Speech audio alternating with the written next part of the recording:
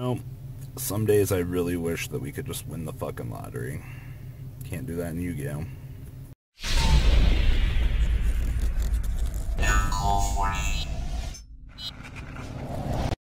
So we have a lot of time to kill today, so we're going to be talking about a lot. But I wanted to talk about, why does Yu-Gi-Oh! Not have an effective pull ratio for something amazing?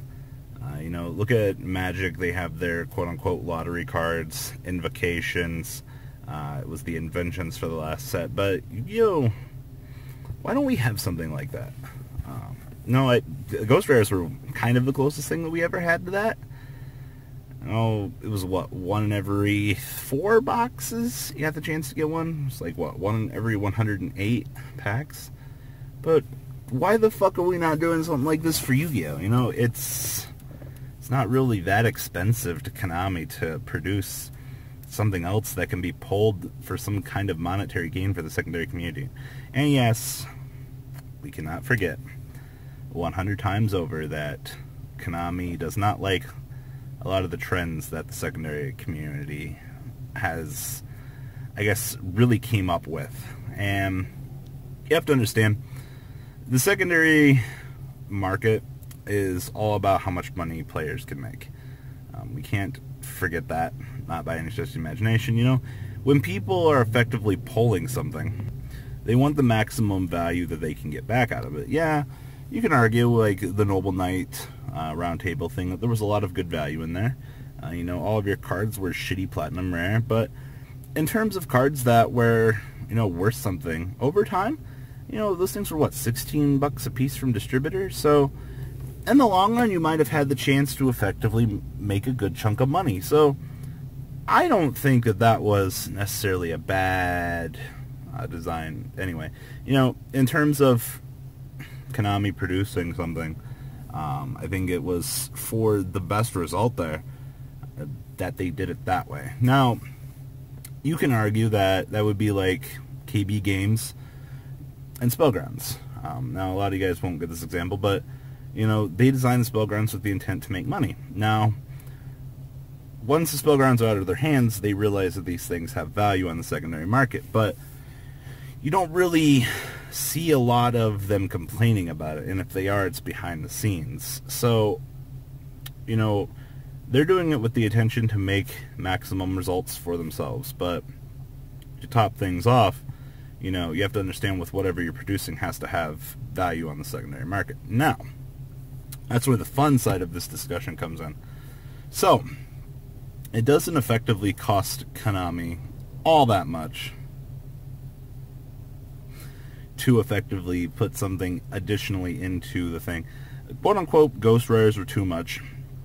They got removed from the American product, which still fucking sucks to this day. I'm still feeling that burn. You know, Supers are effectively just easy as to get as rares now.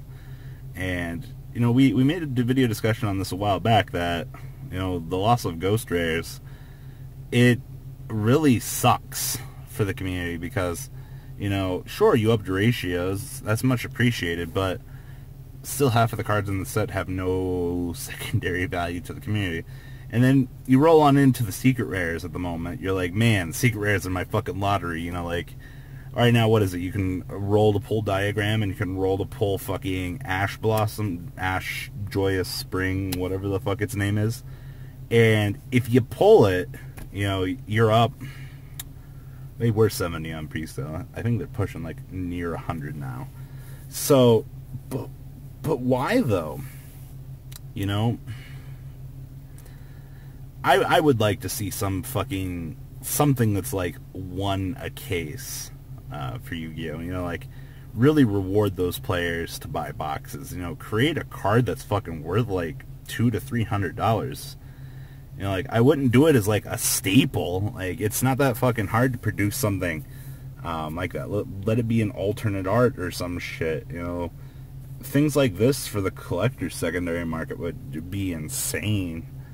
You know, we haven't had anything really on the collector's market in a little while, and that really sucks. Yeah, we're chilling here on the street. I was gonna go over there and chill on a bench, but anything that says community center makes me not want to do it. So, producing something for the collectors outside of stereotypical cover card would be an excellent return to products. It really isn't gonna... The point of this is, granted on how they do it, will it really impact the potential secondary market? Will people want to buy this product because this 1 in 16 boxes... Oh no, it's 1 in... Vanguard's 1 in 16. Yu-Gi-Oh's 1 in 12 boxes in the case.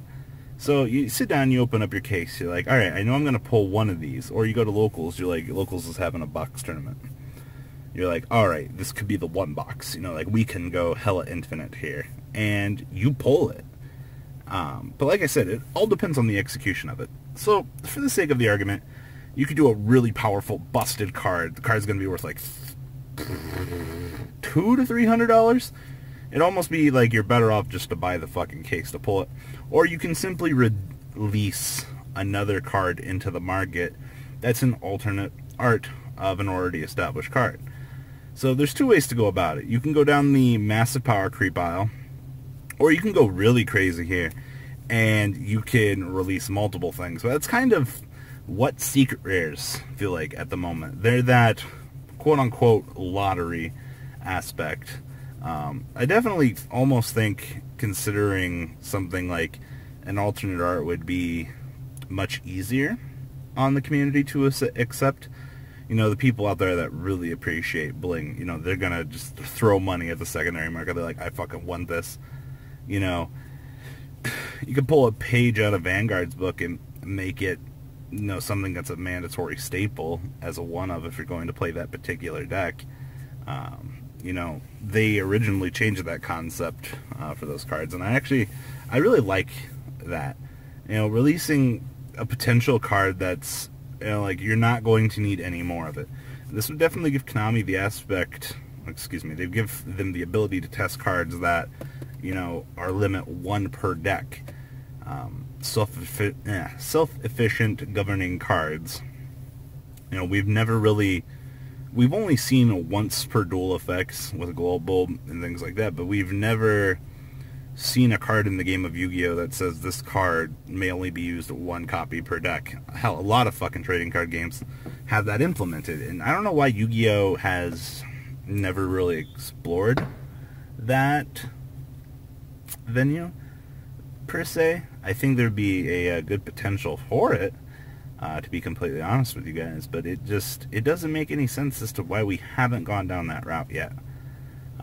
Lottery cards would be a very good chance to do it, you know, especially if you make it a near staple. But one of the comments I would definitely see on this video, if they went down that path though, would be like, what is the point in releasing a card that's even harder to pull? Like, Robbie, you're just trying to fuck over the community.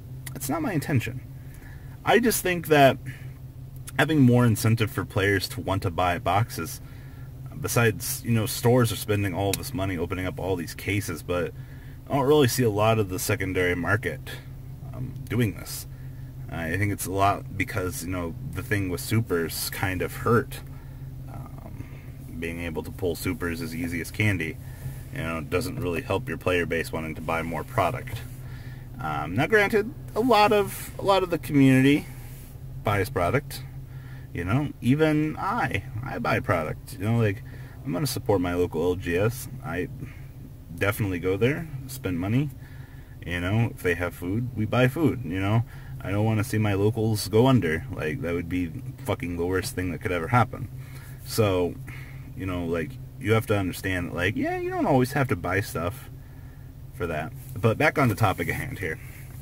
So, I think the potential for an alternate art would be the best way to go. If you really want to fuck things up, well then, you roll in there with that fucking, this card can only be played 1 per deck with some insane effect. That shit's worth like, is 100? So, like, I feel like 200 is too high, and I feel like 100 is too low, because Diagram is where it is. But if every deck needs it as a staple, then it should be worth more than what it is. if you're only releasing it in that one way. So there's fun little things that you can do with a hierarchy for that particular thing. It's kind of up in the air, to be honest, with how they would release that. So what do you guys think about the potential of lottery cards in the game of Yu-Gi-Oh? I think it would be something really fucking cool. I would really like to fucking see that. You know, possibly the return of Ghost Rares. You know, a potential release of a card that is, you know, you can only include one copy of this in your deck. It's basically what Norton's become now. Just things like that. So guys, like I said, comment down below, tell me what you guys think, and do Serenos. That's not all, folks. Please subscribe if you enjoyed this video. Please check out my Cardfight Vanguard channel, VanCole40. You guys will get an insight on our playtesting sessions. And please check out the Zodiac Duelist TV Twitch stream. That way you guys can follow the House of Champions and MCole40 interactions. Please check out MCole Games for all of your guys' trading card game needs. And if you guys enjoyed this content, please check out my Patreon in the description. Every bit helps to the creation of these videos. One step at a time in improvement, and that's the goal of this channel. Alright guys, have a good time, and thanks for watching.